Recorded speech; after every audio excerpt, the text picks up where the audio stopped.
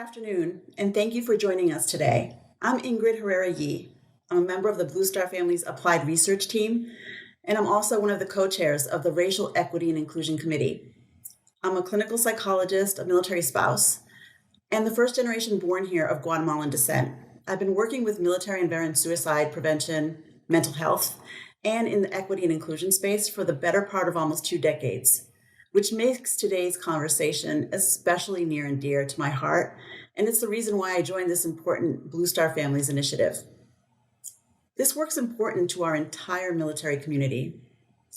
Military families are not immune to the effects of racism while they live the military lifestyle, and their voices have not been heard or supported in the past. Blue Star Families is changing that with our powerful Blue Star Families Racial Equity and Inclusion Initiative, the first and largest of its kind. The mission of this initiative is to improve the service experiences of military-connected families of color to strengthen our total force. The vision is that every single member of a military family feels embraced by and connected to the community in which they live and serve. Throughout today's event, you'll hear this important mission and vision play out.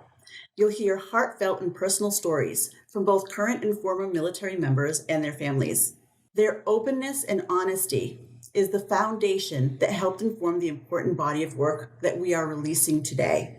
You'll hear about the research findings, including how military families take their race and ethnicity into consideration when making big decisions about military life and whether or not to stay in service, and what the implications of those decisions are for both military and community leaders. You'll also learn more about the short and long-term implications of the significantly higher rate of unemployment for military spouses of color and how this impacts families during service and as they transition out, and so much more. After today's discussions, we hope you'll join us for tomorrow's data deep dives, where you can engage with the researchers behind this report. You'll hear in-depth presentations of the findings you'll hear about today, and you'll have the opportunity to ask questions straight from the team from Blue Star Families and IVNF.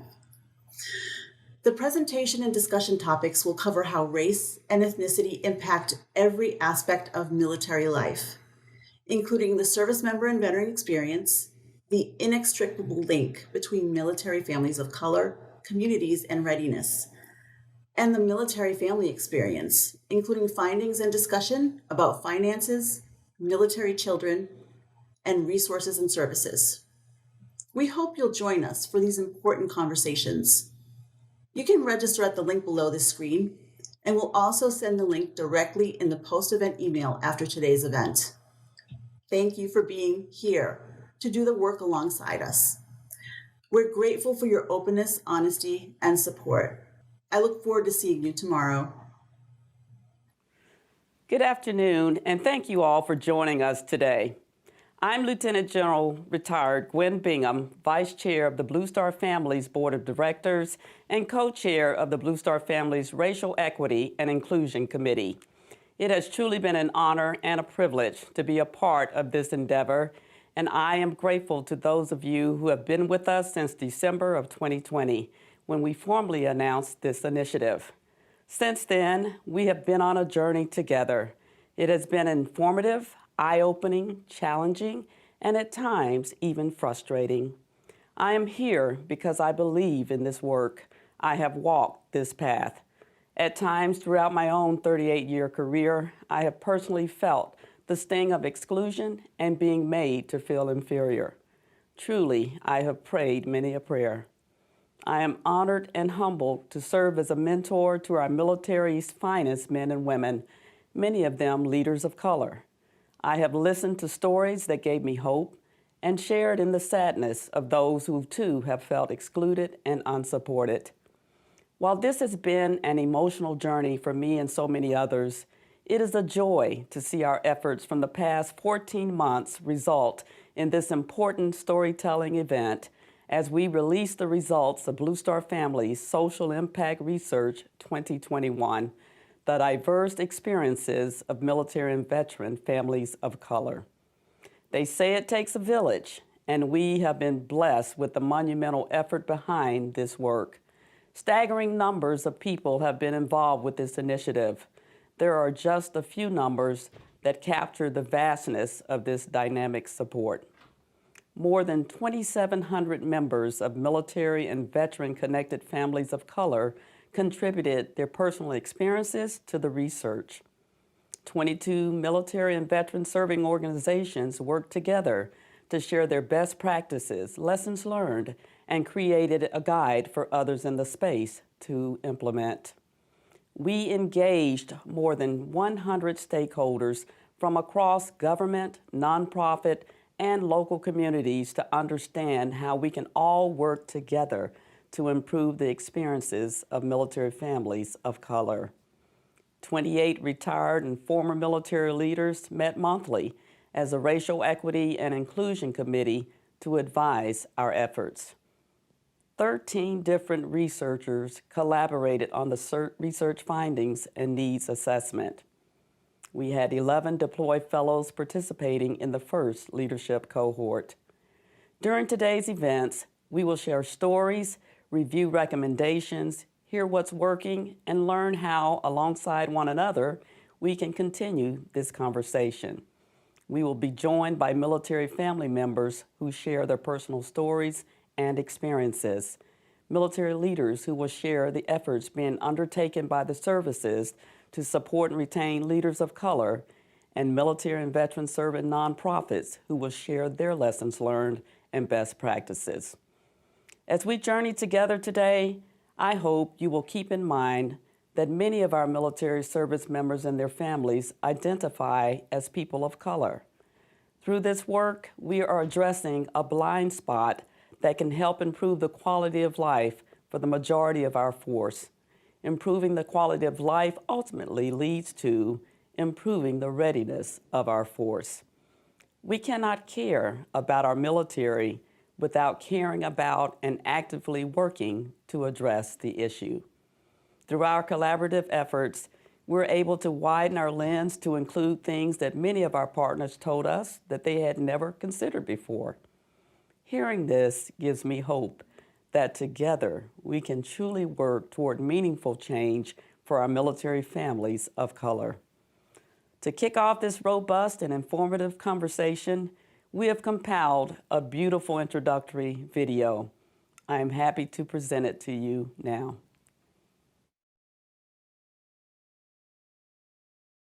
My son was going to school at Stanford, but he drove down to this place where we stay at this base. And the first time he went through, they gave him a hard time. And that weekend was kind of a disaster for us. We didn't have a good time because he was really upset at how he was treated.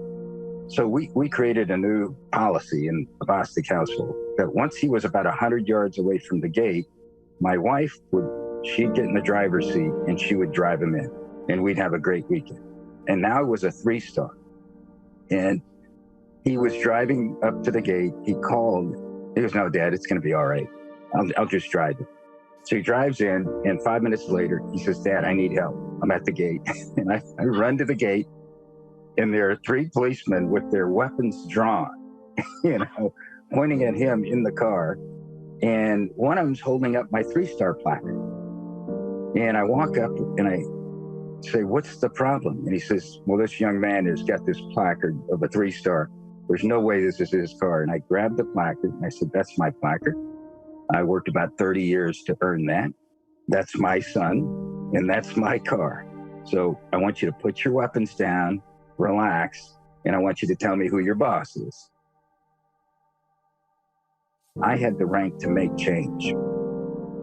If it was my dad, Master Sergeant Bostic, and this happened to him, he'd just say, "Okay, I've been stepped on again," but he'd move out.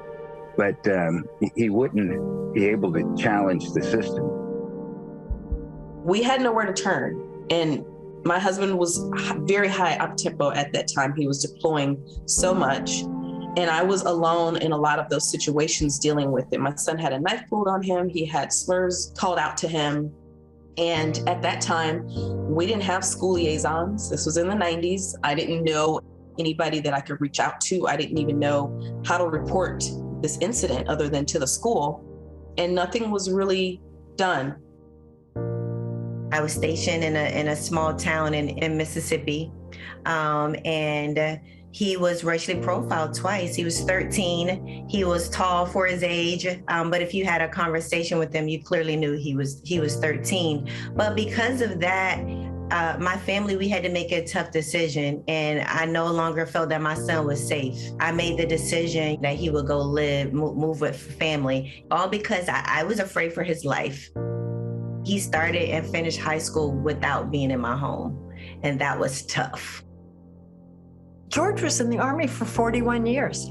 I never knew until being on this committee that there were people of color who turned down assignments because they feared for the safety of their families. I never knew that. 41 years, for God's sakes, and I never heard that. Overnight, across the country, the calls for justice are growing more intense. But it keeps happening. No matter what's done, no matter how many protests, it keeps happening. It's always been happening, but now it's just recorded. That's why it's getting seen more. It just feels to me that this is the right moment where a lot of organizations are doing really important soul searching. That process is not going to be fast, and it really just requires all of us to start having more in-depth conversations. This is a time to strike. Over a year ago, Blue Star Families took on the challenge of creating a more inclusive community through our Racial Equity and Inclusion Initiative, with our board vice chair, Lieutenant General retired Gwen Bingham, leading the charge. My fellow committee members and I have a goal of addressing 5 impact areas: research and advocacy, training, leadership, collaboration, and community impact. This is why this group is important. During the survey, a lot of information from the families, they talked about the lack of understanding about Latino culture and the types of families that come all together and want to be heard, and want to be seen, and want to be given the opportunity. And often we forget about that. That data surprised me. Without that data, we can't address, why people don't want to go to the South. Without that data, we can't address why the unemployment for spouses of color is higher than the regular unemployment. We want to be the role model, to bring everybody together, to create networks and show the world how this can be done. We need to keep making progress. We know that being more diverse and more inclusive makes us stronger. We have the opportunity to be examples, to show the world what's possible and what can be achieved by being stronger together.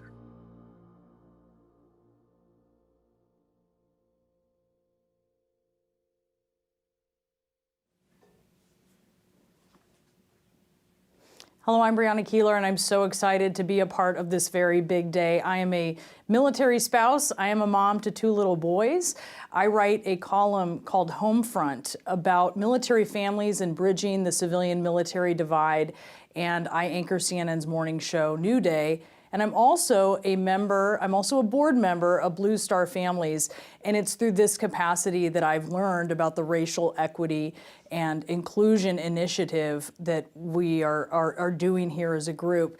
And I'm so incredibly invested in this myself. I'm a member of a multi-ethnic family. My husband, Fernando, is an Army Special Forces officer. He is Mexican-American, and our little boys think what daddy does is pretty cool. So I think they might have a shot at ending up in the military themselves, and I certainly want to ensure that they are going to be entering a community, that their families would be entering a community where they're able to have all of the opportunities that they should have. I was able, through being a board member and my work obviously on CNN, to identify Gwen being co-chair of this initiative when I was doing a series called Champions for Change.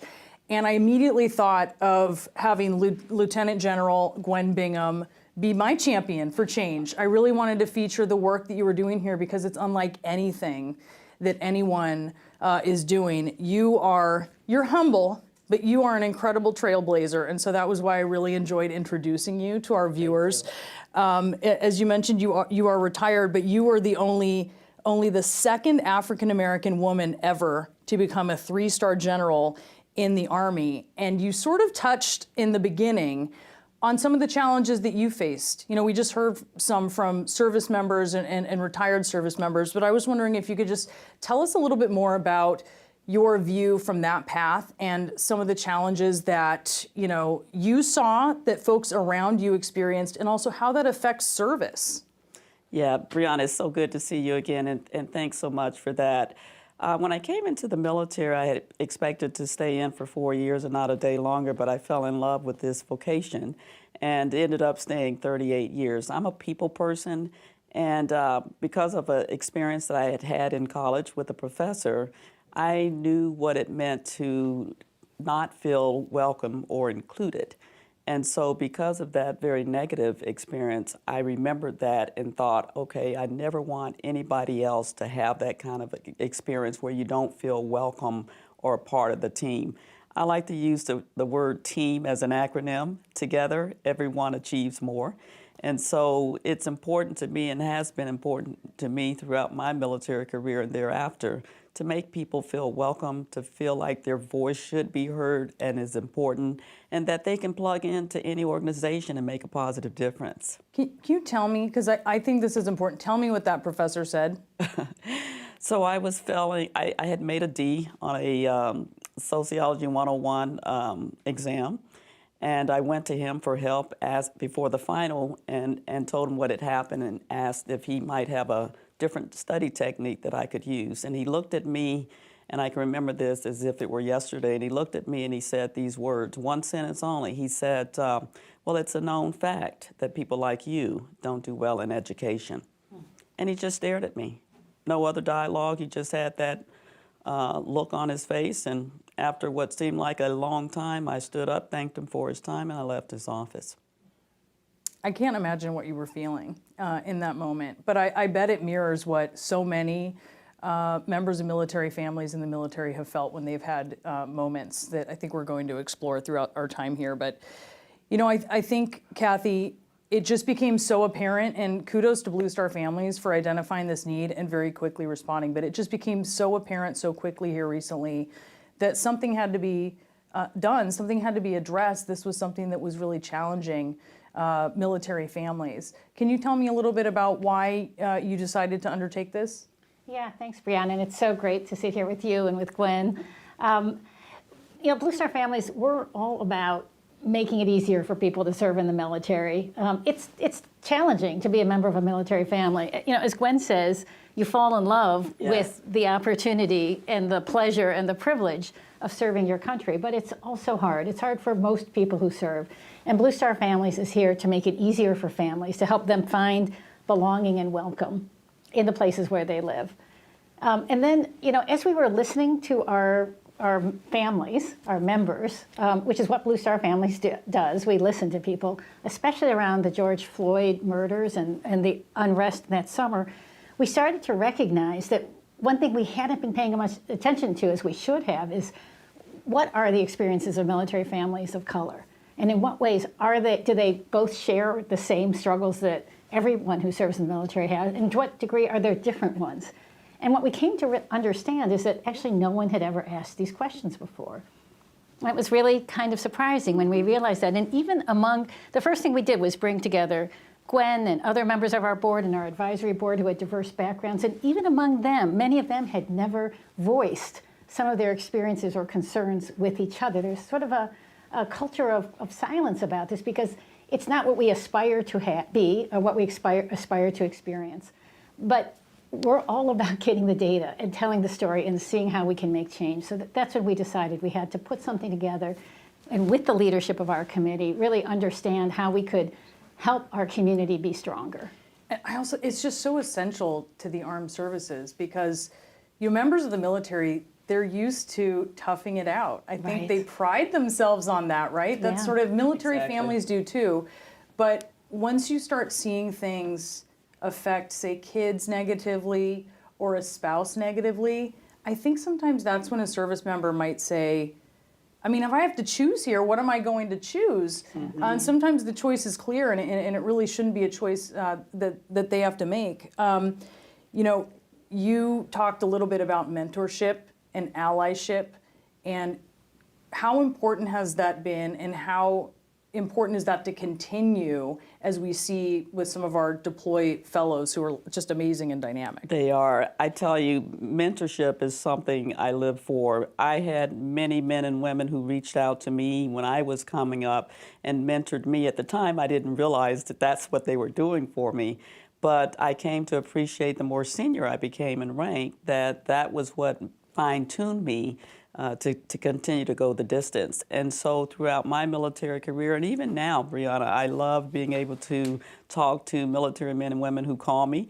They call me from around the globe and say, hey, ma'am, I'm having this problem. Can you help me work through it or whatever? And I think it's vitally important. And the mentorship is something that we can all give back to. Even when you retire and get out of the military, you still have the opportunity to stay plugged in with young captains, majors, lieutenant colonels, and above, and be able to help them navigate tough waters. Yeah, man, I appreciate how you do that, and you've continued to serve even after your service. Can you tell us a little bit, Kathy, just about, this is something that's very different. That is, when I featured this on CNN, that was one of the reasons we featured it. There was nothing like this, and it's a hole that you're filling. Why is this so different? Yeah, I think it's different because we're asking questions no one's ever asked before. What has your experience been as a member of a military family of color being moved into places where the military moves you? How has that affected your experience of military life? But I think it's also different because we have worked so hard to really hear all of the stakeholders. We've had over 100 meetings with different offices inside the Pentagon, in the military services, on the Hill, at places like the National Governors Association, the National Naval Officers Association, Association of Defense Communities, National Police Foundation, sharing what we've heard, hearing what people's perspectives are on it, and not just uncovering challenges, but really finding what's the most possible path for moving forward, because really no one wants this outcome. Everyone wants an outcome where all military families are stronger and ready and resilient and able to be retained. So I think the breadth and the collaboration has been very unusual, and really the opportunity to look at the family lens through a lens of military readiness with the overlay of the diversity of the force and the challenges that we have, because we're part of the American culture. We're not separate from it. So the challenges that are faced in America are faced by our force, and we can be a positive place for change. Yeah, and we're all in this together. And I'm really excited because we're going to be learning a lot about all of the efforts and research and man hours that everyone at Blue Star Families has been putting into this. So I just want to give people kind of a roadmap for what we're doing here during the next hour. We're going to be speaking with top military officials. We're going to be talking specifically about what their service branches are doing to help military families of color. We're also going to learn about how communities are being engaged in this. And then we're going to meet our Blue Star Families Deploy Fellows that you've heard us speaking a little bit about, which you're going to love. And we're going to hear from the leaders themselves, the Racial Equity and Inclusion Committee folks who've been working so hard on this. And then that research that you heard about. We're going to be looking at the research, what it shows, and the data-driven recommendations for moving forward. And finally, understanding the importance of mentorship and allyship and what all of us are able to do together so that we can be as strong as possible as a military family community. I want to hand it over right now to Amish Vakaria, who is the Executive Vice President and Chief Strategy and Brand Officer at USAA, for a special introduction. Amish, thanks for joining us today. Good afternoon. USAA is honored to sponsor the Blue Star Families Racial Equity Summit. I'd like to thank Kathy Roth-Duquet and the entire Blue Star Families team for bringing us together to focus on the men and women who sacrifice so much on behalf of our country. In my time at USAA, I've had the incredible opportunity to meet face-to-face with those currently serving and their families, to listen to their stories on the incredible circumstances they face when it comes to finances. I have also heard my share of stories among our USAA teammates who transitioned from active duty life to civilian life. One teammate, who is a Chinese linguist in the Air Force, applied for various roles for months at USAA and other companies.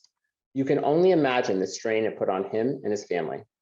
It took a leader who understood the value of a veteran and how to translate his specialized skills into the workforce. That teammate is now doing amazing work to support risk management here at USAA and has been promoted since arriving. There are many other stories like this one, but to truly understand how we can help, we have to complete those stories with the equity lens that Blue Star Families is providing us today. At USAA, we know what an incredible life event it is to transition to civilian life, not just for the service member, but for the entire family. We also know the disparities that exist for people of color in finding a new career path, maintaining financial security, and building wealth. What's more concerning, veterans indicate that their racial or ethnic identity has hurt their ability to get ahead at work. Our mission is to ensure the financial security of the military community. So it's only fitting that we put our focus on how we can support all veterans and military spouses in feeling like they belong in their new civilian roles, as well as having the opportunity to reach their full potential. Blue Star Families has been at the heart of that goal through their research and programming, and we're proud to be in on the ground floor. Thanks to the important work of Blue Star Families and those of you here today, we will be able to bring these disparities and needs within our communities to the surface. However, bringing this story to our nation's consciousness is just the first step. To make meaningful change for our military families, we must collectively commit to action. One sector or group can't do it alone. It will take the collective impact of legislative, corporate, government, and nonprofit partnerships to ensure transition from active duty and racial lines are not a barrier to career success. Our many distinguished speakers today, and those of you in the audience, know the stories. In the research we are discussing today, one Black military spouse was told by a potential employer that they were looking for someone who was more hometown and looked like the people in the community where her husband was stationed. Let's take this moment together to boldly share ideas on what we will do next to support military families facing that same scenario. We are ensuring that military skills can be easily translated to our job postings, amplifying our support of transitioning veteran fellowship programs, and ingraining the value of military service has across our full leadership team. In addition, our teams continue to amplify awareness and understanding of inclusive leadership, unconscious bias, and the role of building a diverse network, especially in career fields where we know minorities are underrepresented, such as data, analytics, and technology. But hiring is only the start. To ensure success among our veteran and military spouse community, we have to be their ultimate ally. We're expanding our opportunities for development and upskilling through our VetNet Employee Resource Group. Partnering with key nonprofits, we've supported advancing diversity, equity, and inclusion in our local communities and across the military community through a 3-year, $50 million commitment. Advocacy is key as well. We're proud of the progress made alongside government leaders to make it easier for military spouses with special job licenses to retain their credentials when they move from state to state. We know it's the tip of the iceberg for greater progress. Taking the learnings from today, we can start anew in positioning the corporate world to support the success of the entire military community. Thank you for being on the ground floor of this work. Brianna, back to you. All right, Amish, thank you so much. It is my pleasure now to welcome General Larry Spencer as our keynote speaker today. After a distinguished 44 years in the Air Force, General Spencer retired in 2015 as the Vice Chief of Staff of the Air Force. General Spencer is also a fellow Blue Star Families board member, and he has been a dedicated member of the Racial Equity and Inclusion Committee. General Spencer, thank you so much for being with us today. Well, hello, everyone, and I'm so honored that you have me just take a few minutes and talk to you today about the rollout by Blue Star Families of their latest study that looked at racial inequities and potential racial inequities and inclusion within the military services. And I'm so happy that they did. But before I get into that, first of all, I just want to thank Blue Star Families.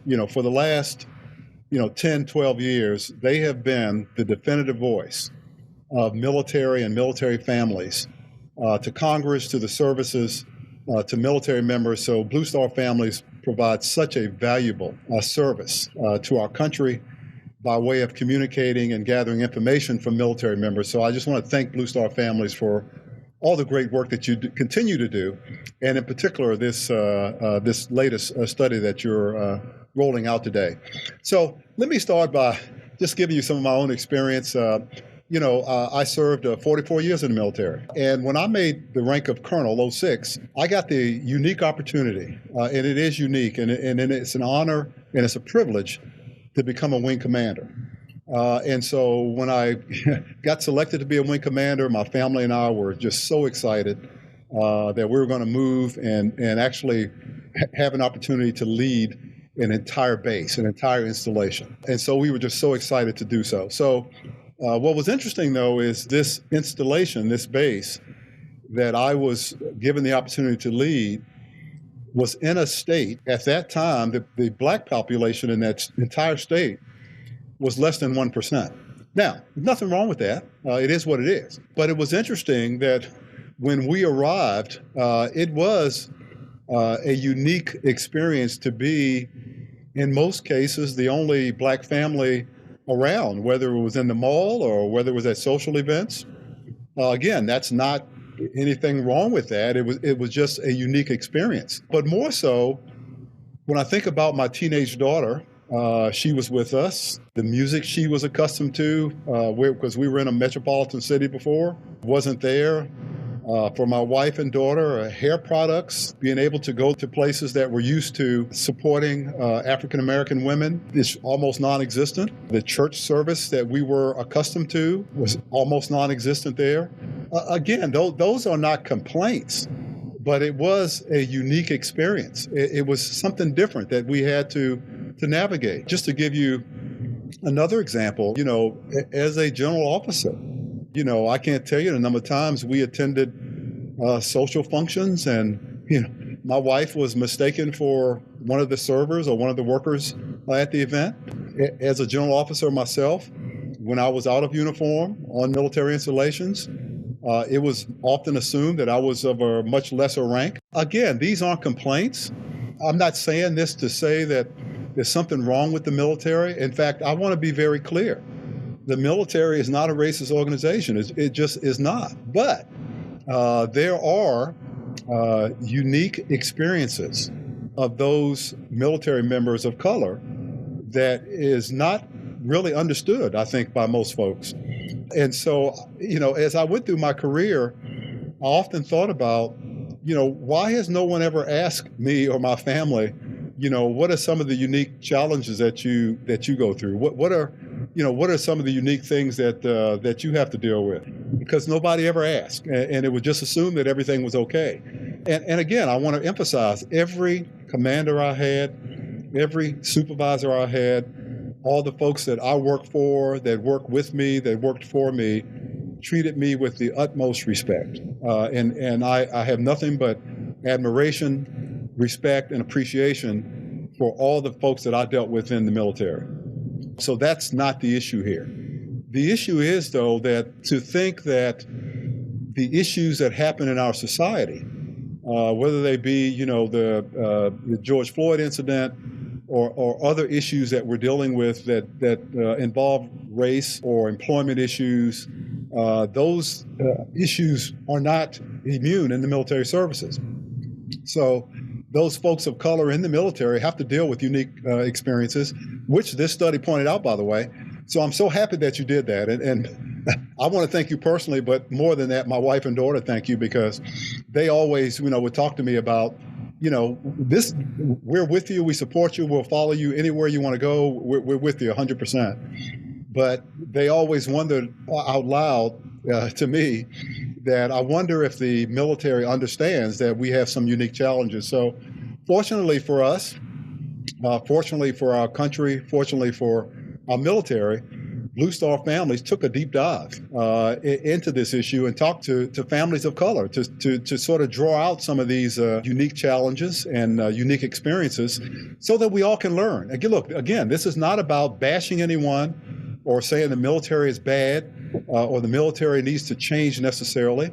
It's about communication. It's about understanding. It's about mutual respect and making sure that we're all on the same page, and more importantly, that we're all on the same team. Now, the good thing about this study is it really got some good information. As an example, I was surprised to find out that 1 in 10 military members of color said one of the reasons they left the military was because of racial discrimination. Now that saddens me to hear that. I'm sorry about hearing that, but we need to hear it. We need to understand why that is, because we need a strong, vibrant military that represents everyone in the country, that represents those that they serve. And so having a group of military folks who feel that way is troubling to me and something we need to explore. I was also disappointed to hear that the level of unemployment for African American spouses, as an example, is so much greater than others. Why is that? Again, it is something that was picked up from the study, but I think more importantly, what we can do now is to sort of explore why is that, and then more importantly than that, what can we do to solve it and to fix it? Look, we really need to understand that, and I know you all understand, but I want to repeat it anyway. America is the strongest country in the world. It's the most powerful, influential country on earth, bar none, period. And much of that strength, though, is derived from our diversity. We have a rich, diverse country. This country, great country of ours, has about every ethnicity, every background you can think of. And that is a strength because we bring different perspectives to the table. We bring different backgrounds and perspectives on problems. And working together, we all have built the strongest country on earth. And I'm so glad, though, that this initiative that was led by Blue Star Families will help us build on that strength, because that's what this is about. This is about making us stronger as a country, stronger as a military, understanding each other better, communicating with each other better. You know, one of the things that I know we're all frustrated about is the great division in our country right now. It's, I don't know where it came from.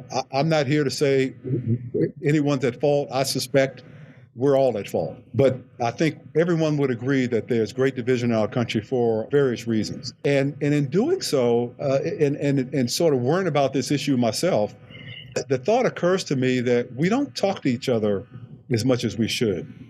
How many of us really sit down and talk to someone who doesn't look like us just to try to get their perspective, or was from another country, or has a different religion that we do, or a different sexual orientation than we do? How often do we just sit down and talk to folks just to get to know them as people, as Americans first, not their color, their gender, their sexual orientation, their religion, but as Americans? How often do we just sit down as Americans and just talk to each other? Because I suspect, because I've done this, I suspect what we will find is that we have a lot more in common than differences, and that if we can just start there first, I think we could make a lot of progress on bringing the country together.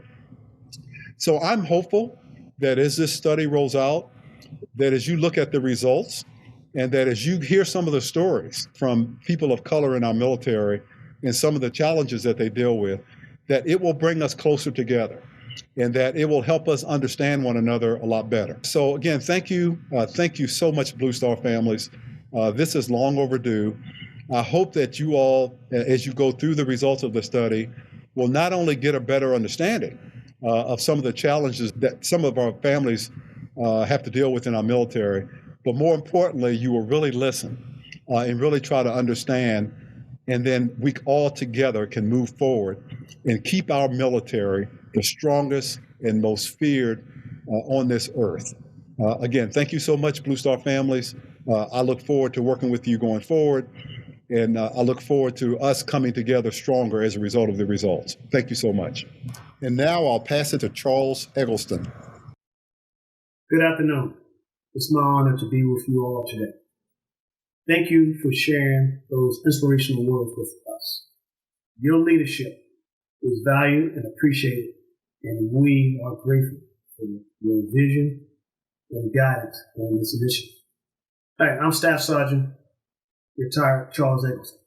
During my 16 years of service on multiple deployments, I've served along with Americans from all walks of life, background, races, and ethnicities.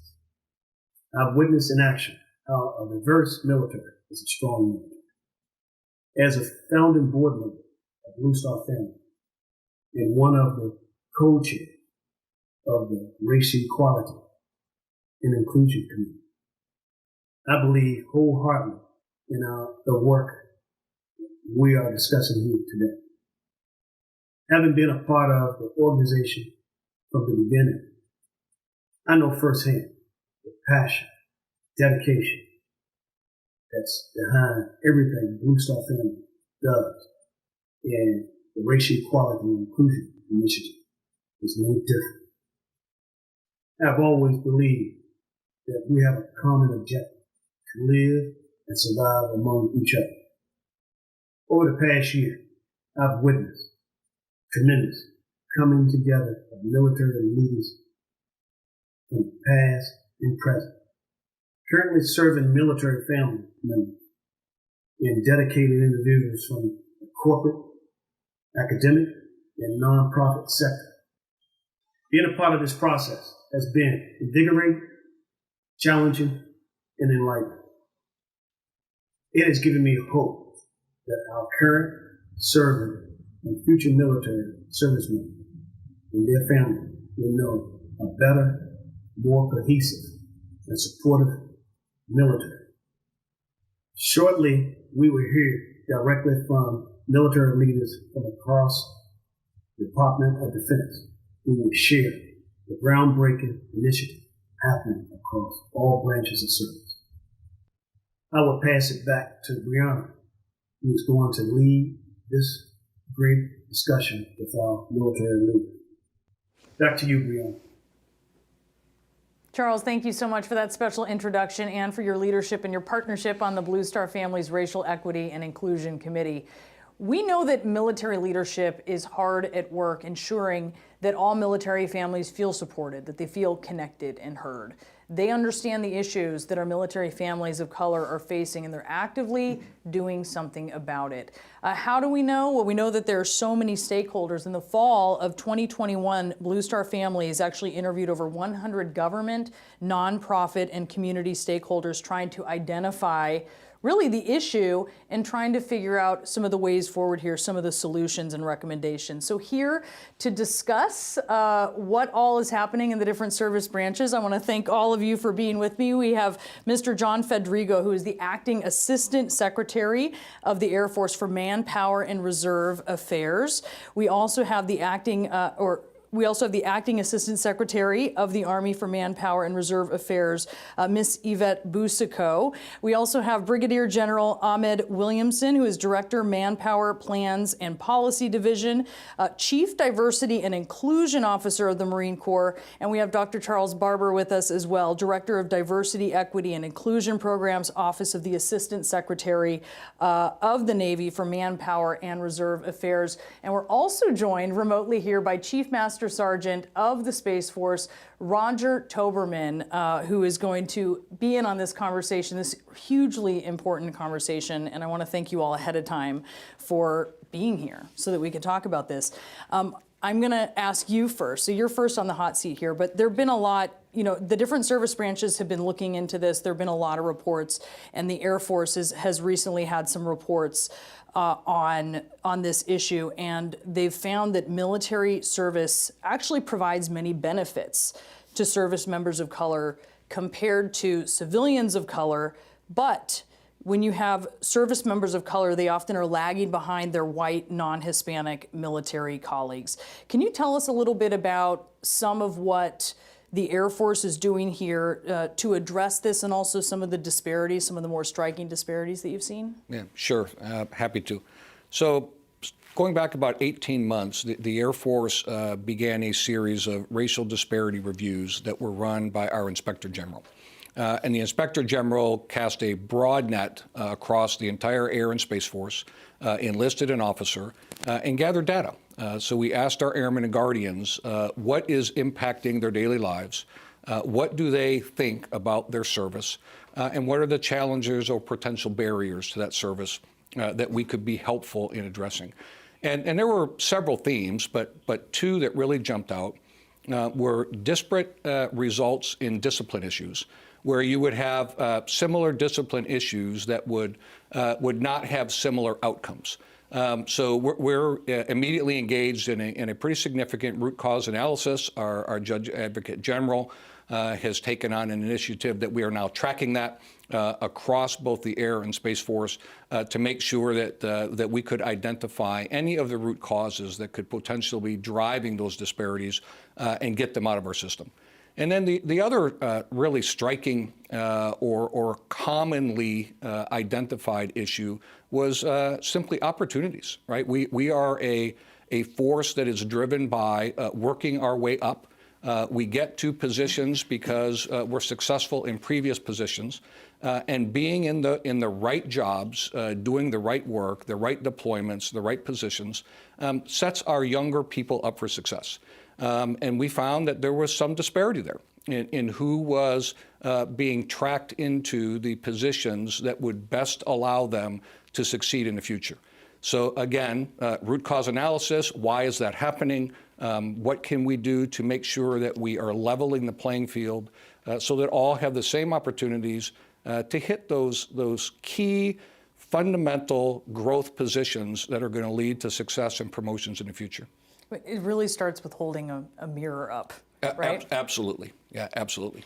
So also, and we've been talking a lot about military families of color and their experiences, and how essential this is for service members if they're going to continue. If you want to retain them, they have to feel like their families are welcome. Their families need to be welcome. Their kids need to be welcome. We heard some of the tough choices that people have made, and I don't think any of us want to see people having to make those kinds of choices. So more than 1 in 10 active duty family respondents of color to one of the Air Force surveys to the Blue Star Family Survey reported feeling uncomfortable in both their military and civilian communities. Racial discrimination, lack of diversity, generally not fitting in, those are things they reported, and they are the top 3 reasons that respondents provide when asked what actually makes them feel uncomfortable. So I was wondering if you could tell us, because there's a specific program that's being developed at Maxwell Air Force Base looking to identify challenges and obstacles to inclusion. Can you tell us a little bit about that? Yeah, so at Maxwell, they looked at the results from the racial disparity review. They looked at the comments that we received back, and they started a program known as the Freedom to Serve Initiative. So the Freedom to Serve Initiative is at its core, it's a communication effort. It's an opportunity for the military community to engage in conversation with our community partners outside the gate in order to identify any barriers or any issues that we can then develop action plans to collectively, with our community partners, help improve the lives of our airmen and guardians. So, much of this is storytelling, right? We all like to tell stories. We all like to share our experiences with our fellow airmen, our fellow guardians, soldiers, sailors, Marines, and that initiative begins with airmen and guardians in the Maxwell area being willing to tell their story. They tell their story, their leadership learns what their story is, they learn about the issue that is negatively impacting the lives of that family, that airman, that guardian, and then we work with the local community, or if it's on base, we work with our partners on the installation, and we put in place a plan to fix it. Because we recruit airmen and guardians, but we retain families. So if the families are not going to be willing to continue to stay and live this lifestyle, that is every bit as important to us as how we're treating our airmen and guardians. I remember, yeah. I was just going to say, there's such powerful dialogue between you and Tony, because when you look at how the intersection between culture, society, and social institutions, it's easy to see how these things impact not only military readiness, but also family readiness. So I appreciated that dialogue. Yeah, it is a family business. I remember when I became a military spouse, it was actually a former Secretary of Defense who said, "Thank you for your service." And I thought, wait, why are you thanking me? But it is a family business, and the family gets a vote a lot of times as well. So it's amazing to hear you talking about how considered they are in the policy proposals here. So, Ms. Busico, the Army has a people first initiative and a project inclusion initiative, and they've really been making strides in identifying ways to create a more inclusive and a supportive Army. Can you tell us sort of what the outcomes have been of these efforts? Absolutely. So the first thing I want to share is that People First isn't just a tagline. It really is the guiding principle that we at Army are using in order to make changes to make the Army more inclusive and safe and make it a welcoming environment for those service members, our Guard and Reserve, our civilians, and our family members that are the heart of our Army. The People First task force and the umbrella of projects that grew out from under that, it started off from addressing some really serious challenges that we had in Army, but it's grown into a whole lot more. It's become a lot more expansive as far as the goals that it's trying to achieve. And so I just want to highlight just a couple of things that fall under that umbrella. The first thing you mentioned was our Project Inclusion. It's pretty similar to the listening sessions that the Air Force is doing. We've reached out to 26 posts and over 9,300 of our service members and civilians, and sought that feedback from them about what they're experiencing, how we can improve things. And we've already implemented some changes to our policy from that, starting with we've taken out the pictures in our promotion packages, and that's designed to prevent unconscious bias from preventing people who are talented from progressing in the Army and grasping those opportunities to excel. We have rethought the way that we are approaching sexual harassment and sexual assault. We have a fusion pilot program where we are rethinking how we can deliver services for people who need support. So we have a lot of things in our, a lot of programs and changes in our arsenal that we're rolling out in order to make a better inclusive Army. Which is wonderful to hear. And I want to ask you, General Williamson, about the Marine Corps' approach here, because one of the most important findings from the research is that a number of big military life decisions that military families of color are making, they have the potential to negatively impact their service members' career progression. Things like turning down orders and ranking certain installations differently. I mean, differently than, say, a white family would, right? The Marine Corps' talent management plan includes a wide array of pretty ambitious reforms that might help address some of these concerns. Can you tell us about that? Certainly. What you're talking about is our Talent Management 2030 program. And really, first of all, thank you for the question, and thanks to Blue Star Families and the Racial Equity and Inclusion Committee for helping us garner some insights into how military members and military family members are experiencing their life in the military. So focusing on the people and focusing on the Marines right now, is the Marine Corps is looking to change and adjust and make sure that it's ready for tomorrow's future fight. What our Marine Corps has made sure that we anchored on is that the primacy of the Marine Corps will always be the individual Marine. And so that's what this is about to us, is taking care of Marines and their families. So first and foremost, we're a warfighting force, we're a warfighting organization, and the Marine Corps is a naval expeditionary force in readiness that needs to be prepared and ready to deploy or fight or move or respond immediately. And we do so when Marines are at their best state and when they know their families are taken care of. Family readiness is a force multiplier. So focusing on our Marines and focusing on our families is a pivotal concern to us and a paramount concern to us. So we're grateful for the work that's being done here. So as we focus on Talent Management 2030, what the Commandant's got us looking at is focusing on those Marines and treating them differently, not as inventory, but as the talent that they are. We get young men and women from every corner of America, from every ethnic background, from the race, gender, and every socioeconomic background, and we know that those individuals, that we need to bring them together to be a part of a cohesive team. That's what's going to make us successful. He's pretty much saying people first. That's what I heard, right? I mean, he's kind of, I'm kind of saying he's saying people first, but that's fine.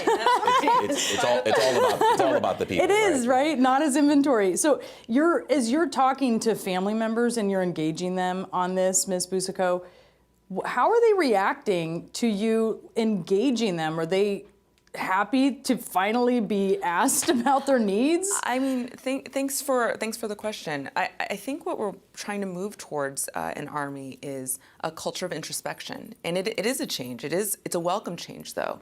We've gotten some tough feedback from these feedback sessions. Frankly, people have shared, concerns that their leadership doesn't care, that they don't feel like they know where to go to get support, that people are too busy to take care of their needs, and that's wrong. That's what we're learning.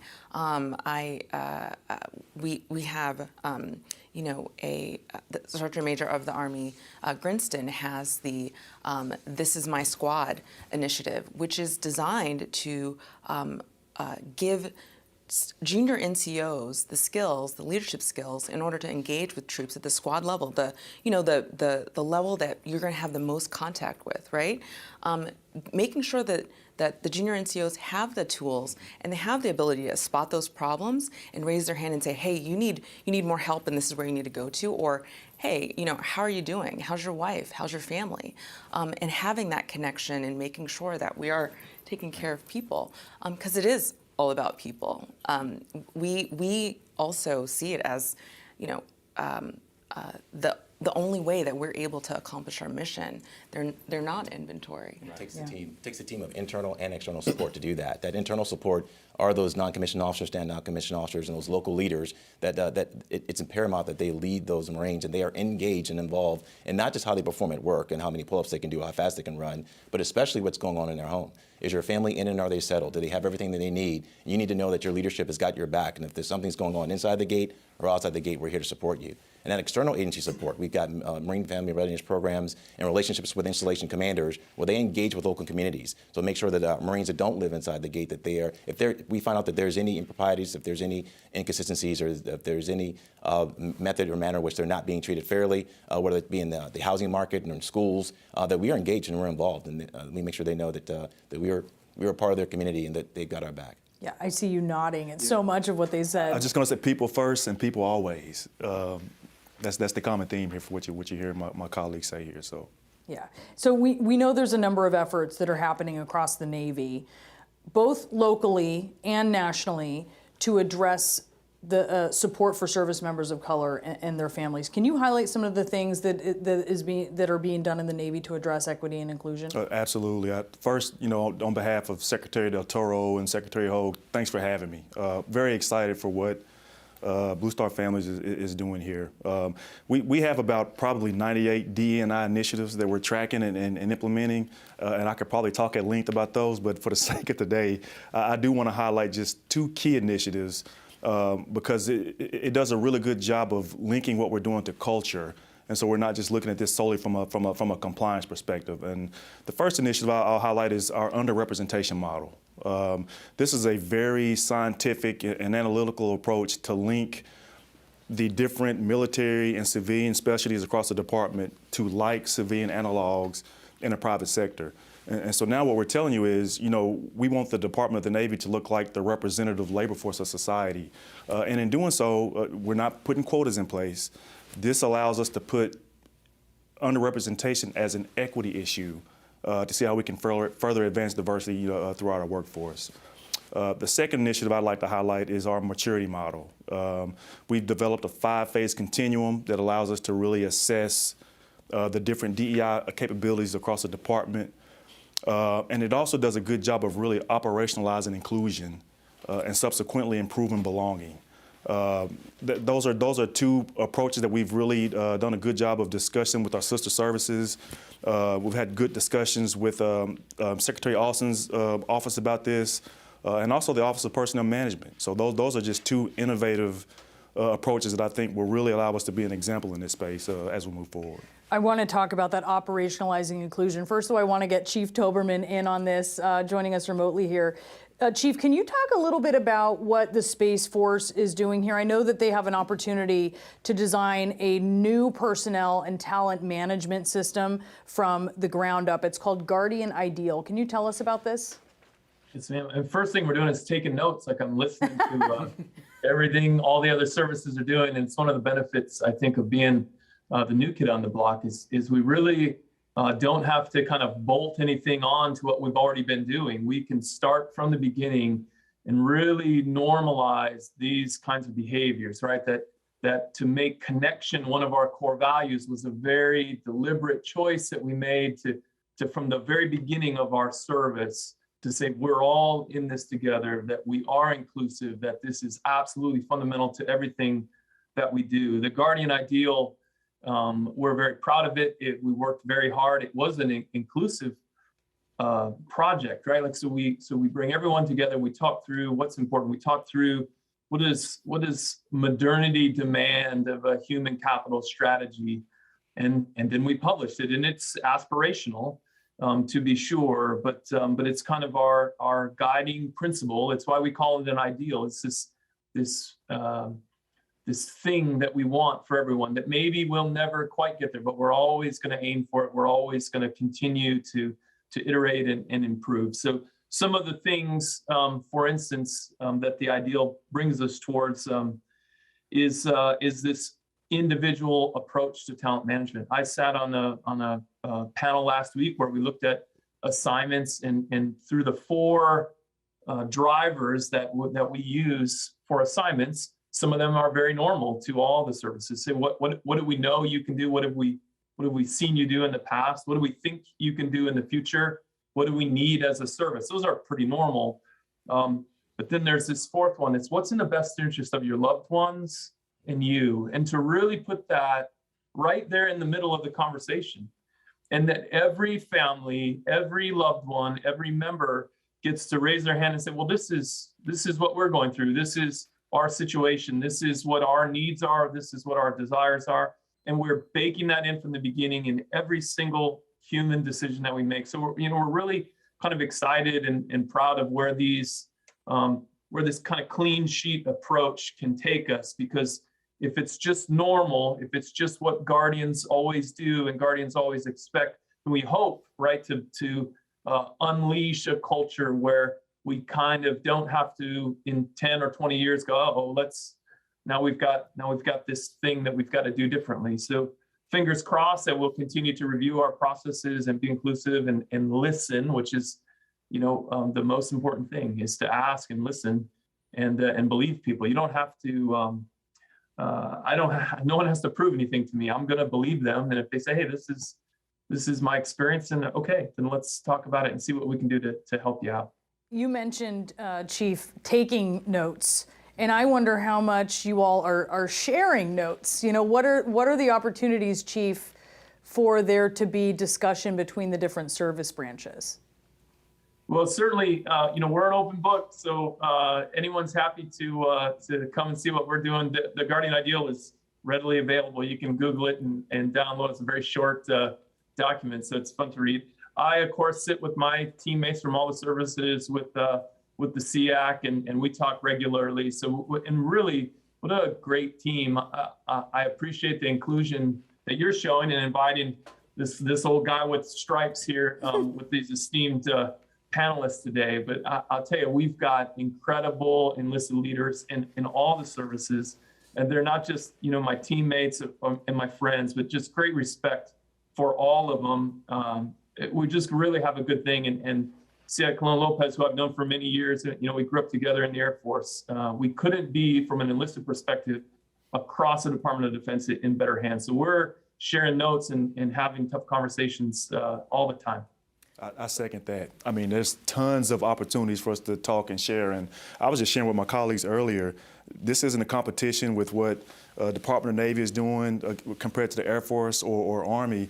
We're building a DEI enterprise capability for the department. And I think what we're doing is we have an excellent opportunity for us all to get better together from that perspective. So I also want to point out that, you're asking, what about the opportunities for us to talk?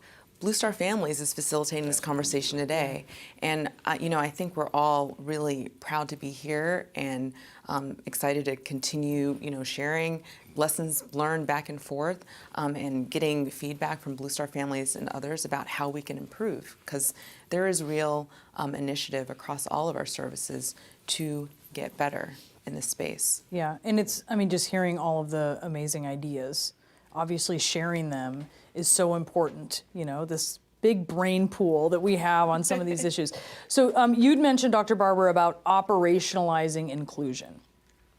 I want to talk a little bit about that, and anyone can chime in on this, but specifically, let's talk about communities if we can, because this is, I don't know, I would assume this is one of the more difficult pieces, but some of the stories that affected me the most as I listened that I didn't know about were people splitting up families because they would get an assignment somewhere, or they took their family members and then decided, I don't think my son, my black teenage son, is going to be safe here. I'm going to have him go be with other family members somewhere else where I feel better about it.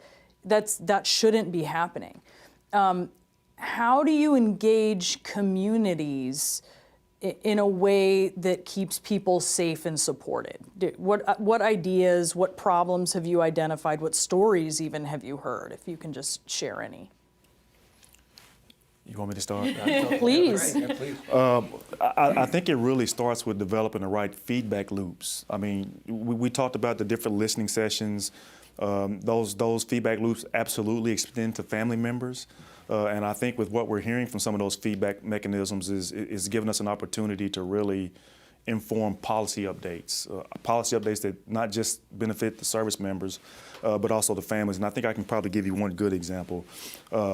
I was listening to our program director talk earlier about quality of life in some of our MWR programs. Specifically, if you have a family member who has special needs, are we ensuring that we have the right accommodations in some of those housing facilities like we need to for our families? And so I think those feedback mechanisms, those gives us the opportunity to really take that data, make it actionable through policy updates and subsequently through implementation. So. If I could add to that, I think that a good method is to look at the intersection of policy and culture.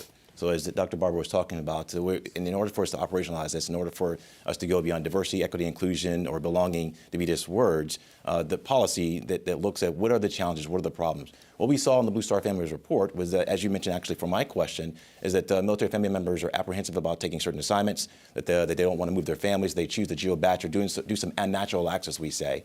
What we're focusing on right now in Challenge Management 2030 is looking at policy that allows for career flexibility, allows for the Marine to know what the different assignments are, to engage in a conversation, a dialogue with those who do their assignments and placements, allows them to consider not just the assignment and the good deal, but where's my family going to be, and can I actually even stay at this location longer? So we're looking at increasing the duration that a Marine would stay on scene. And then the intersection with the culture is, so why would they stay on scene at a particular location? Because they've developed a community. They've developed a community inside the gates, outside the gates. They've got their community maybe from church or some social organization, from school, and the military community itself. So the intersection of policy and culture, where we're all here together, we're all supporting one another, is how I think we can actually operationalize this perspective. Something you said, John, that was so interesting about, we were talking about holding up the mirror, and obviously you want opportunities and you want relationships, but also when it comes to the wiggle room for doing something wrong, you have less wiggle room. It's clear from the data that you've seen when it comes to service members of color. So I would imagine that is something that is not unique to the Air Force. But how do you, how do you operationalize that knowledge and sort of change the culture? Great question. And it was really the number one question that we had coming out of what we learned in the racial disparity review, right, is now what do we do about it? So a couple things, metrics, right? We change what we track, and we learn from what we track and what we can see. So we are now tracking specifically outcomes. So we are now comparing outcomes across all of our demographics in the Air Force and the Space Force, so that we have a better idea about whether or not that problem persists. And then to the point of just making sure this conversation of connectivity that we kind of all got at it a different way. Our individuals that join all of our services, they learn their particular specialty while they're at work during that 8 hours of a day, or they become a jet engine mechanic, or they become a crew chief. During the time they're at work. They become an airman or a guardian away from work. When they are spending time with other airmen and guardians, soldiers, sailors, Marines, when they are living together, working together, recreating together, sharing meals together, and growing as a community. And when those connections are made away from work, they're powerful. And then they go outside the gate as well, right? Then we no longer have this artificial boundary at the gate, because these families are engaged with each other. They're friends, and they stay friends for life. Tony, I think you just highlighted that, when we talk about DE&I, yeah, it's good for readiness. Yes, it's good for business operations, but it's also good for humanity. And I think what you just highlighted there is a good justification for that.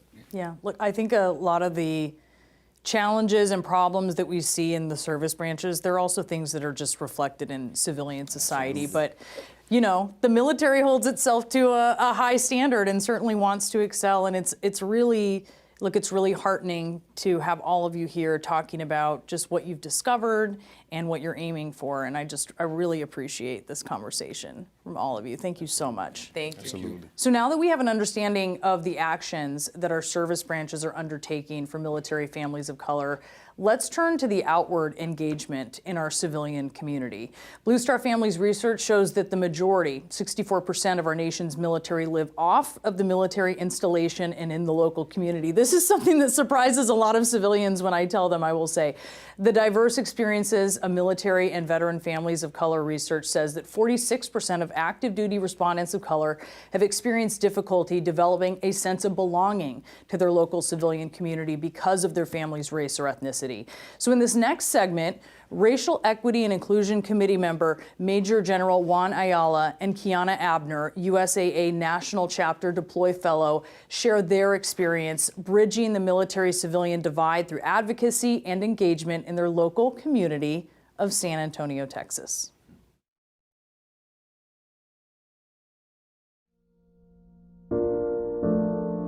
Our country is changing. We want to reflect the face of America. And if we want to reflect the face of America, we have to ask the questions that will lead us to that. So we've got 40,000 troops approximately here in San Antonio on active duty. 85% of them live in the community. We have 10 members of council, city council here, and of course the mayor. And the city itself, very forward thinking, about a decade ago, established the Commission on Veterans Affairs. So each member of council representing the 7th largest city in the nation has a veteran that advises him or her on the issues of common concern in their district, on the ground. The city council talked to every child. We would bring 50 kids with us, and each member would talk with each child to make sure that they tried to connect with that child and let them know if they needed anything or if they had questions about anything that they were available. The first barrier that we have to break is our civilian community does not trust or does not understand or wants nothing to do with the military. There's a fence. We don't know what the hell they do. And then we in the military, it's our fault too, because we're like, oh, those damn civilians, they don't know anything. They're undisciplined, blah, blah, blah. That's the first thing that we've got to do is take that fence down and take that barrier down. I tell you what really taught us lessons was COVID, because COVID has no fence line. 85% of the patients that go to this military hospital are from the civilian community. So that's breaks down a barrier. And having those different partnerships with the military and the municipal government and even the state government creates an opportunity for military families to actually see what's happening in their community, how decisions are being made, and how those decision makers are listening to the community. Why it's important in this conversation is because, number one, it gets the military into the community, and it gets the community to see the military. And that's why I keep going back to this collaborative conversation, this collaborative effort. And people like Major General Ayala is a part of that, with the strides that he's made in the way that he led the way for people like my husband in the work that he's done being the first. You can't have one community doing something well and other communities faltering. All hands on deck when it comes to military families and racial equity and racism in general in our country. And so this is what I want to continue to help us do so that we no longer have the firsts. We have the next.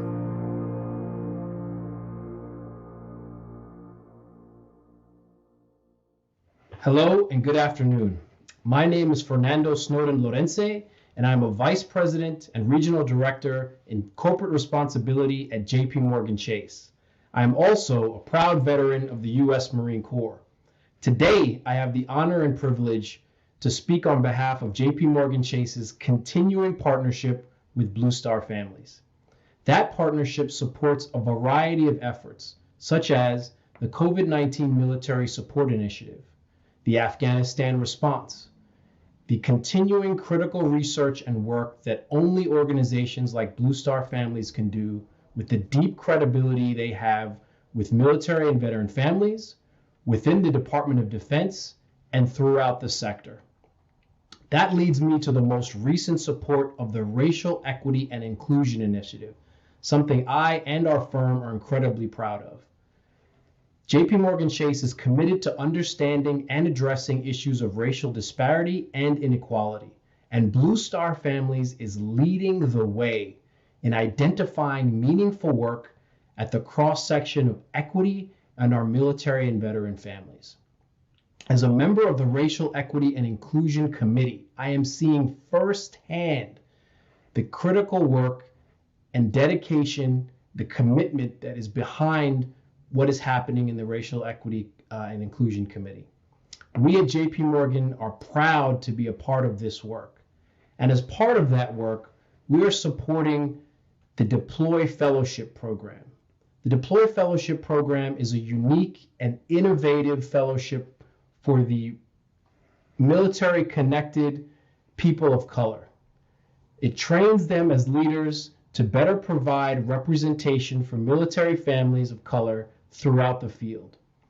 We know that training future leaders is one of the best tools we have to create more diverse, equitable, and representative support networking for military families of color. As part of our larger commitment to the initiative, JP Chase is proud to sponsor the Financial Wellness Deploy Fellow, Brittany Aladatoon. Brittany has brought her passion for counseling youth and adolescents to her role at Blue Star Families, helping bring relatable and easy to digest information to military and veteran connected families through hands-on workshops, events, and reading material. Brittany, it's been great getting to know you, and congratulations on your accomplishments. Your future is definitely bright. We are going to make sure of that. It is now my distinct pleasure to introduce C.T. Moss, Blue Star Families Director of Racial Equity and Inclusion. C.T. comes to her role with 24 years of experience as an Army non-commissioned officer. As the Racial Equity and Inclusion Director, she leads the multidimensional, cross-sector, collective action effort to improve the service experiences of military families of color. CT, thank you for your leadership. We are looking forward to learning more about the Deploy Fellowship and this year's class of leaders. Thank you, Fernando. We are so grateful for your support and engagement. And thank you to all of our funders. So many have stepped up to support our Racial Equity and Inclusion Initiative. I would like to take a moment to give a special thanks to USAA, JP Chase, Salesforce, Ford, the Robert R. McCormick Foundation, Lockheed Martin, Starbucks, REI Co-op, BAE Systems, OptumServe, Teledyne, Amazon, and Craig Newmark. After retiring from the Army last year, I knew that I wanted to be involved in advocacy work that improves the quality of life for all soldiers, sailors, airmen, Marines, and Coast Guardsmen. I especially wanted to make a difference in the lives of military families of color. After spending my entire adult life in the military, you can imagine it being hard to just walk away completely from the military lifestyle and community, especially with my most important title now, the one I'm most proudest of, and that's been a military mom. Having my daughter currently serve in the Air Force and my son in the Army, you can see why I believe in doing all we can to enhance the lifestyle for not just my children, but for all of America's sons and daughters who serve. And I am not doing this work alone. I'm so appreciative of the mentorship of the members of our Racial Equity and Inclusion Committee. Through our conversations, I have gained a deeper understanding of our military culture and have been inspired to carry the torch to continue this work. So far today, you've heard from many sectors, including military and government leaders, past and present, corporate and philanthropic partners, Blue Star family staff and friends, and our diverse and seasoned leaders from the Racial Equity and Inclusion Committee. From the start, as Blue Star families embark on this journey of understanding, we have made it our mission to learn as we lead. We have gathered expertise from our committee, our research efforts and assessments, and many conversations with government, community, and active and retired military leaders. Through these relationships, we learned a great deal about experiences of military families of color and the efforts that are already underway across our military to help them feel welcome, supported, and how we can improve together. And throughout our journey, as mentioned at the top of the event, we have focused on 5 pillars: leadership, research and advocacy, training, collaboration, and community impact. One of the main components of the training pillar is our fellowship program. Over the last year, I've had the honor and the privilege of helping to mentor, guide, and support our first class of deployed fellows. These 11 individuals have amazed me through their passion, their dedication, and leadership. Their work has focused not only on leadership growth, but also on mental health and wellness, food insecurity, outdoor access and outdoor equity, and so much more, all issues that are highly impact military families' lives. I'd now like to share a special video we've compiled, which showcases all of these dynamic individuals and the impacts they have made on our community. And if you'd like to learn more about the Deployed Fellowship Program, please visit our website.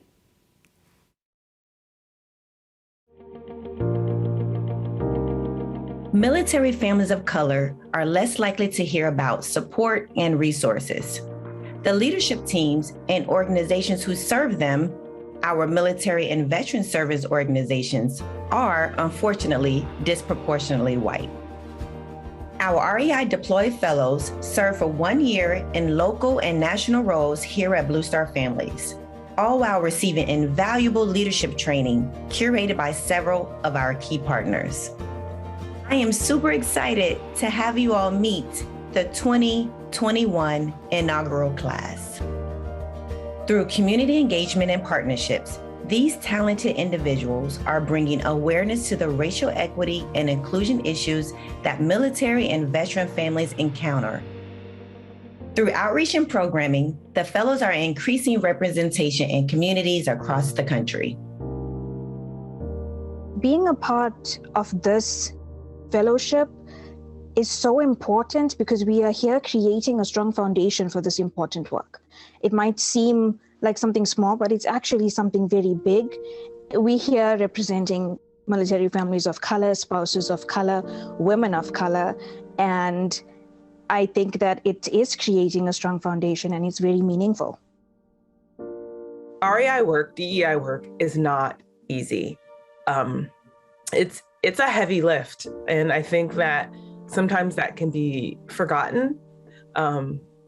Women of color always make heavy things look like they're not. That's what we do. Because really, military spouses are pretty much some of the best multitaskers you could ever hire professionally, like in the world, because we have to drop things at a moment's notice and make miracles happen consistently without taking on a bunch of undue stress that can literally tear your whole world apart, but we still keep pushing forward and we get the job done. In technology, less than 5% of the employees and workforce are persons of color. So it's important for me that my daughters see me here, that they see that I am here in working in the technology field and that I belong. I feel very confident that the work that I'm doing is supporting building a new pillar of programming for Blue Star families, especially when it comes to outdoor access, outdoor equity, and finding a sense of belonging and healing for military families in the outdoors. when I think about that, I just think about the future. But I recently learned from a wonderful woman named Franchette Dyer. She was on one of my Facebook Lives that I do with the work that I'm doing here. And she was saying, instead of people bringing me to the table, she was like, I carry my seat with me everywhere I go. I pull myself up to the table. And I think that's what we have done with this fellowship. We've created our own spaces.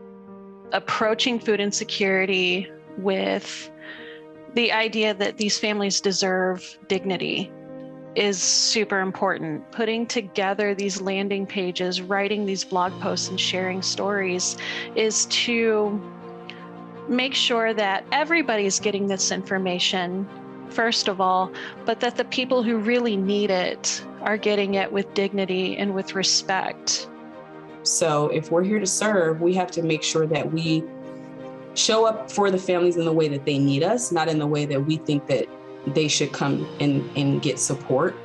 And so I definitely am humbled by this work. I definitely am humbled by being surrounded by a group of people who are working so hard and so diligently to do the work that's necessary for our community, and we want to continue.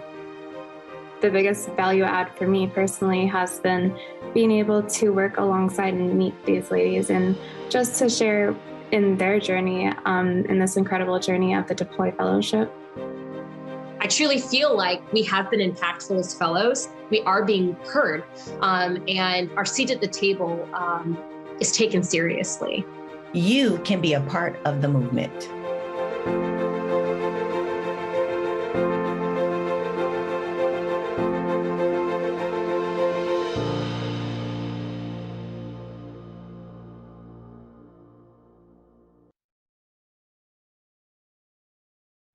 Hi, I'm Carol Agert, Senior Vice President of Military and Veteran Affairs at Comcast NBC Universal. And as a military-ready company, our military engagement initiatives build an understanding of and a connection with the experiences of veterans, service members, and military families. And that's why we are proud to support Blue Star Families and its groundbreaking work as part of their Racial Equity and Inclusion Initiative. I'm also honored to serve on the Racial Equity and Inclusion Committee. In 2021, we supported the unveiling of the Color of Freedom exhibit, honoring service women of color at the Military Women's Memorial in Washington, D.C. We also launched Comcast Rise, a program offering technology and marketing support to small businesses owned by women and people of color, which included many veteran-owned companies. These are examples of our efforts to empower diverse veteran communities. And we are also committed to shedding light on the leading practices from the private sector in this effort. We encourage corporate allies to fund joint initiatives among their different employee resource groups. For example, our VetNet group partnered with our Black Employees Network to host several Tuskegee Airmen to participate in an event for our employees. This allowed us all to learn a little bit more about the shared experiences of people of color in the military and out. Such events foster inclusion and recognize the diverse nature of military service. Companies can also invest in organizations that support military families of color or are run by military members of color. I suggest working with your supplier diversity program and be sure to incorporate outreach to veteran and people of color-owned businesses. We have found that many of these businesses are not familiar with navigating the contracting space. Also, when convening or evaluating philanthropic partners, facilitate conversations about how their work is serving military families and include families of color. Now, in just a moment, the video you will watch highlights the incredible individuals on the Racial Equity and Inclusion Committee and some of the work that they have done over the past year. I look forward to continuing the momentum that we have established so far, and that Comcast is proud to be a part of this important work and to stand with this great organization, our Blue Star families.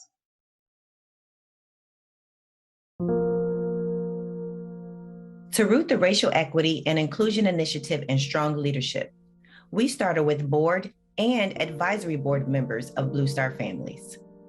Then enlisted the support of additional extraordinary leaders and trusted advisors, men and women who have experienced life in military-connected families, all of whom have important perspectives to share. The Racial Equity and Inclusion Committee is led by these accomplished co-chairs.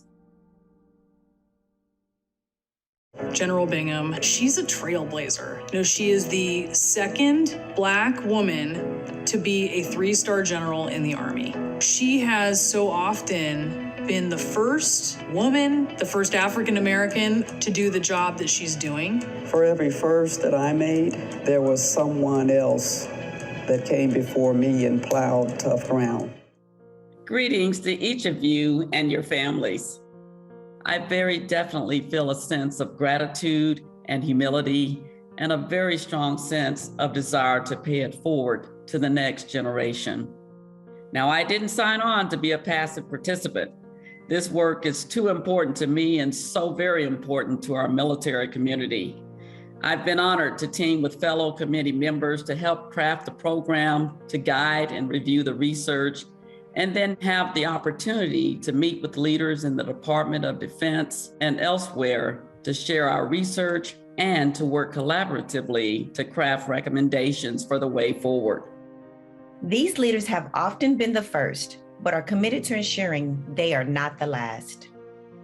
This committee is asking the questions and having conversations that are long overdue. And like our military families of color, they are sharing their lived experiences. As a 4-star general, when I was probably 3 weeks out from retirement, I pulled into the gym into one of 2 general officer parking spaces. And as I stepped out of the car in my gym clothes, a gentleman who was sitting in his car in the back row, I'm not sure why he was sitting there, ran up to me and he chewed me up one side and down the other because I would dare park in a general officer's spot. And I just said to him, what makes you think I'm not a general officer? And here's the ironic thing about this, is that gentleman who was sitting in his car that charged up to chew me out was African American. We all have been conditioned with these biases that we need to understand and we need to embrace. Sometimes you walk into it feeling like you have to do better. You have to be better in order to be on an equal playing field. Family members are making tough decisions. They're making decisions to not move with family members. I was just talking to a young lady who's been in the Army 27 years, and she said her husband, she's Afro-American senior non-commissioned officer. She said she and her husband have been separated for 8 years. 8 years. I got orders to a school in Camp Lejeune, North Carolina. You got to remember this was 1979, 1980. We went out to eat at a kind of a bar restaurant. And I recall walking in and being looked at, stared at.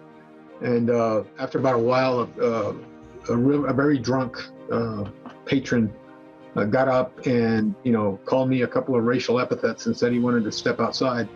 That kind of shocked me because I didn't do anything. And I wasn't used to that growing up in El Paso. But those are the kinds of things at the beginning of my career that really affected me and the way I looked at the world. So every time I picked a duty station or asked for a duty station, it was never a duty station in the South. The powerful, diverse voices that form the Racial Equity and Inclusion Committee continue to grow. And I think there's enough for us to understand that we are a nation of color, multicultural, multi-ethnic, multi-everything. Their perspectives, guidance, and governance are the bedrock of our REI initiative and will inform policy recommendations to pave the way for future generations of service members.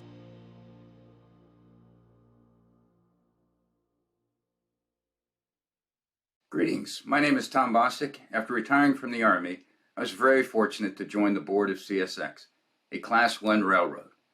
During its 150-year history, CSX has proudly recruited members of the military. Nearly 1 in 5 of our employees are either military veterans or are currently serving in the reserve forces.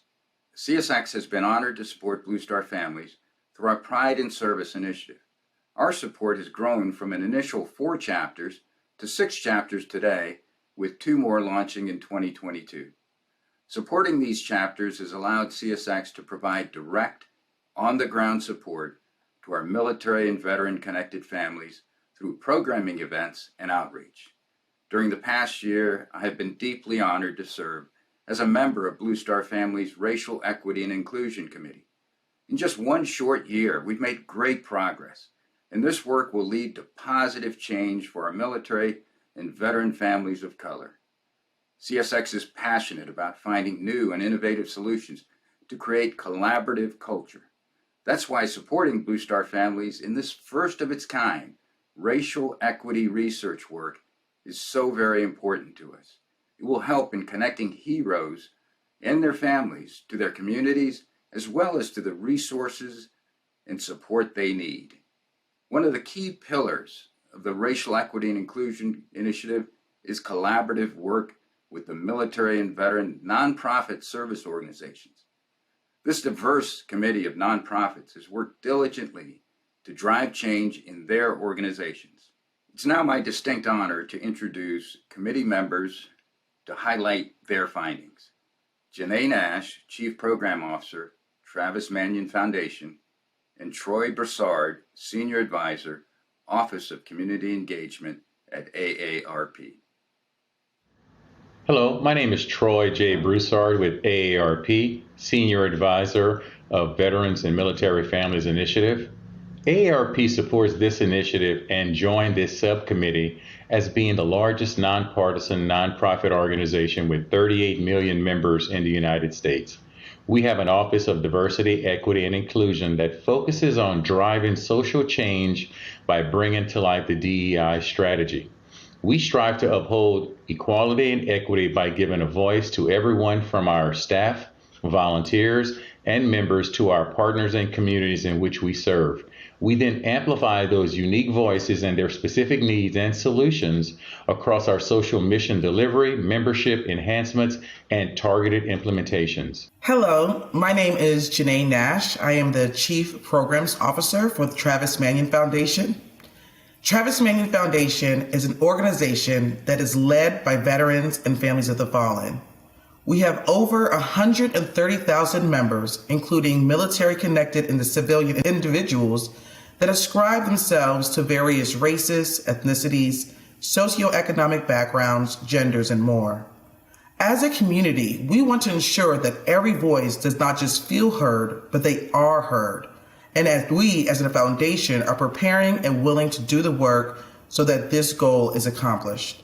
Since October of 2021, our group of 22 nonprofit organizations from the White Oak Collaborative came together to develop a series of racial equity and inclusion best practices for military and veteran service organizations. The organizations and individuals now appearing on your screen work diligently and collaborative to develop a concise and practical list of recommendations, as well as a series of specific and realistic practices.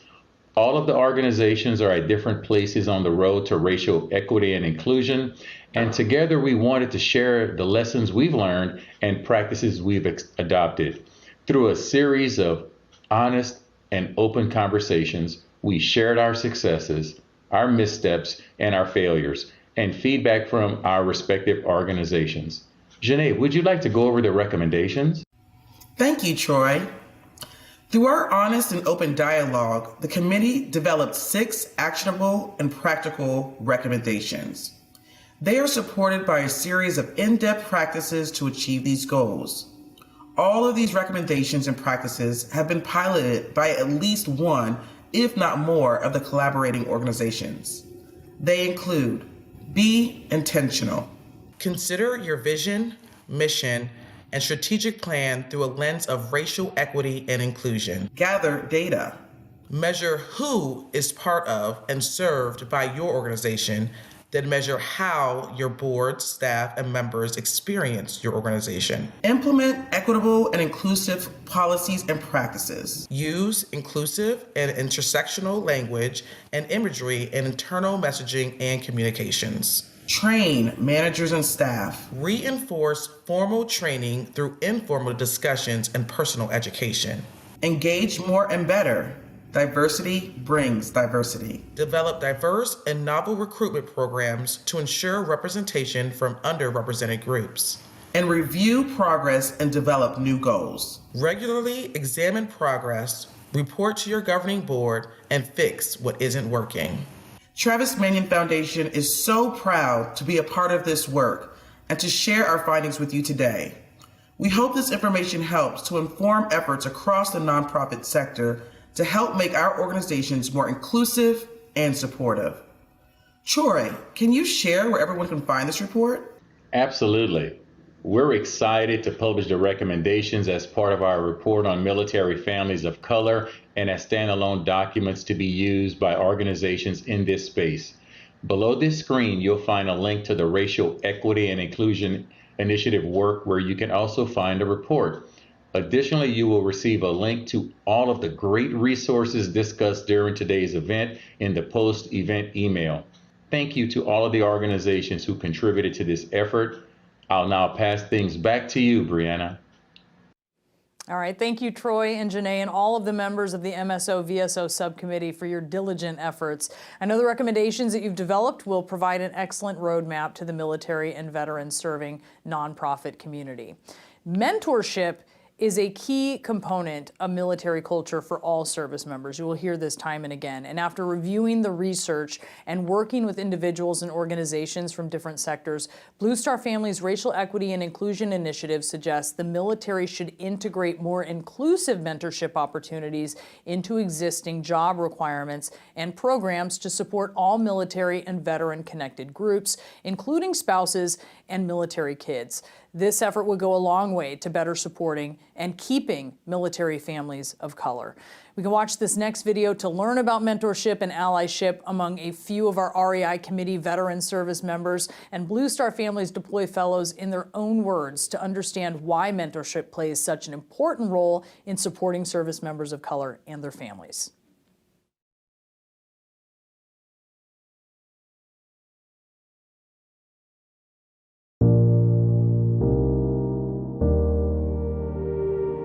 If you have not walked in the shoes of their life experience, as a leader, even if you're the most empathetic individual on the planet, you have not had their life experience.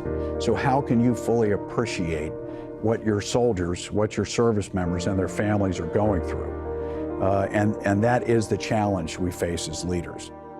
I think one of the things that Blue Star Families is doing is really showing other military service organizations and other veteran service organizations that we still have some work to do. Even as an individual with an education with a master's degree, I didn't have a lot of opportunities afforded to me. So really excited that Blue Star Families took that leap of faith and gave me the opportunity and helped me feel relevant again. And I've been lucky enough to also coincidentally have my supervisor as a mentor as well. Her feedback, input, dedication, and her care. And I think that's what people often forget too, is how much your mentor is invested in you as much as you're invested in them. It's been amazing. Whenever I'm looking for a mentor, I definitely am looking for somebody who understands how to be a leader and not just a boss. I'm looking for somebody who understands what it means to be coming from where I'm coming from and how to get to where they are now. And that's the kind of mentorship that I think for me personally has been so incredibly valuable. Those people that become a part of your life.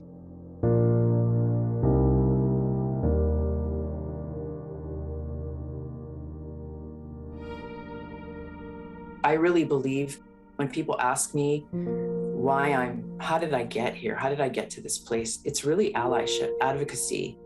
I had a Marine Corps general outside of my service who advocated for me to move up to Pacific Command in a 1-star billet, which changed the course for me. And a Navy admiral who advocated for me to be a 2-star. And those, cross-service, Air Force, Marine Corps, Navy, saying, she can be an interim chief of staff for the largest and oldest combatant command in our Department of Defense, as well as an interim deputy commander. So I feel like it's that allyship with very different backgrounds, even from each other, but really looking at the mission and what needs to be achieved and looking beyond what they see in front of them. And they were Hispanic, Latinos, and male. They were amazing. For me, they're like fathers. Having people, male figures that tell you you can do it as a woman, as a Latina, helped me a lot. Having our members come in and see the diversity of our staff and the diversity of our involvement and how that makes them feel welcomed and how that makes them feel included and have that sense of, like, it's just such a virtuous circle that needs to continue. This is a great start. This is a fabulous start, and I'm excited to see where it goes from here.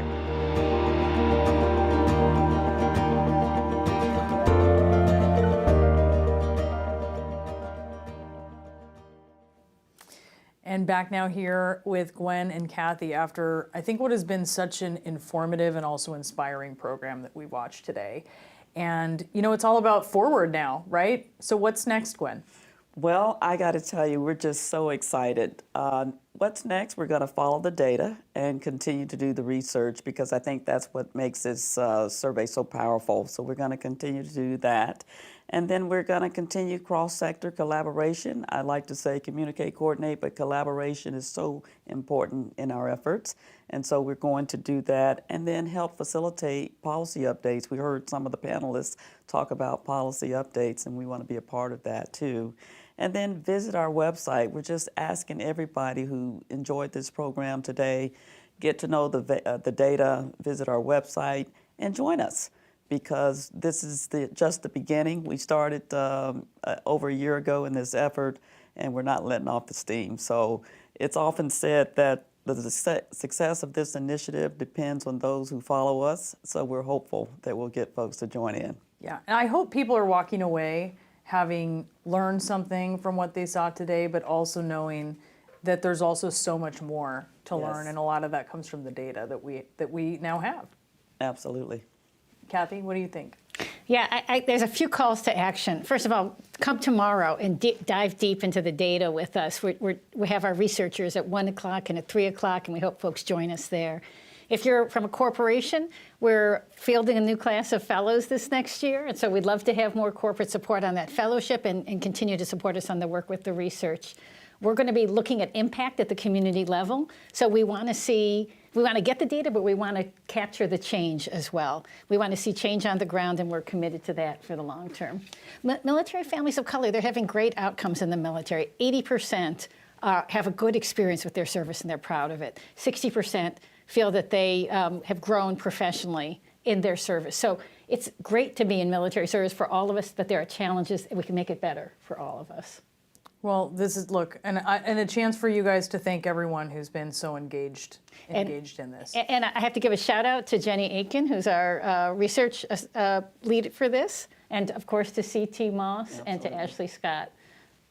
You guys, I really appreciate this, and thank you so much for letting me be a part of this. It's really been a wonderful experience and a journey that you all, and a labor of love that you all have been doing here. So thank you so much for that. So the survey results of the Blue Star Family Social Impact Research 2021, the diverse experiences of military and veteran families of color, they are now live. So just make sure that you review the entire report. You can also dig into findings. You can find the MSO, VSO recommendations that we talked a little bit about and the opportunities to get involved on the website, www.bluestarfam.org. And if you're looking for an in-depth analysis of the research, you can join Blue Star Family's research team, a great team, with their research partners at the Institute for Veterans and Military Families tomorrow. The team of researchers who designed and analyzed this fantastic survey will be there to answer your questions live, so you can join them at 1 p.m. and 3 p.m. Eastern Time. Dr. Ingrid Herrera-Yee will join us in just a moment to share all of the important details about the events. And thank you so much for joining us. We'll see you next time. Good afternoon, and thank you for joining us today. I'm Ingrid Herrera-Yee. I'm a member of the Blue Star Family's Applied Research Team, and I'm also one of the co-chairs of the Racial Equity and Inclusion Committee. I'm a clinical psychologist, a military spouse, and the first generation born here of Guatemalan descent. I've been working with military and veteran suicide prevention, mental health, and in the equity and inclusion space for the better part of almost 2 decades, which makes today's conversation especially near and dear to my heart, and it's the reason why I joined this important Blue Star Families initiative. This work's important to our entire military community. Military families are not immune to the effects of racism while they live the military lifestyle, and their voices have not been heard or supported in the past. Blue Star Families is changing that with our powerful Blue Star Families Racial Equity and Inclusion Initiative, the first and largest of its kind. The mission of this initiative is to improve the service experiences of military-connected families of color to strengthen our total force. The vision is that every single member of a military family feels embraced by and connected to the community in which they live and serve. We hope you'll join us for tomorrow's data deep dives, where you can engage with the researchers behind this report. You'll hear in-depth presentations of the findings, and you'll have the opportunity to ask questions straight from the team from Blue Star Families and IVNF. The presentation and discussion topics will cover how race and ethnicity impact every aspect of military life, including the service member and veteran experience, the inextricable link between military families of color, communities, and readiness, and the military family experience, including findings and discussion about finances, military children, and resources and services. We hope you'll join us for these important conversations. You can register at the link below this screen, and we'll also send the link directly in the post-event email after today's event. Thank you for being here to do the work alongside us. We're grateful for your openness, honesty, and support. I look forward to seeing you tomorrow.